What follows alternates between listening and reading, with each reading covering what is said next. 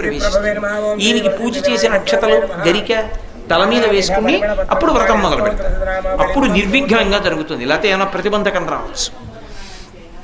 ఎంతంత పెద్ద పెద్ద విఘ్నాలవనివ్వండి ఆయన తీసేస్తాడు. అది ఎంత పెద్ద విఘ్నం కానివ్వండి, ఆయనని తలుచుకుంటే మాత్రం ఇంకా విఘ్నం నిలబడదు. ఆ విఘ్నాన్ని తీస్తాడు. అందుకే ఒక్కొక్క దేవాలయంలో 2 విఘ్నేశ్వరులు ఉంటారు, 2 వినాయకమూర్తులు ఉంటాయి.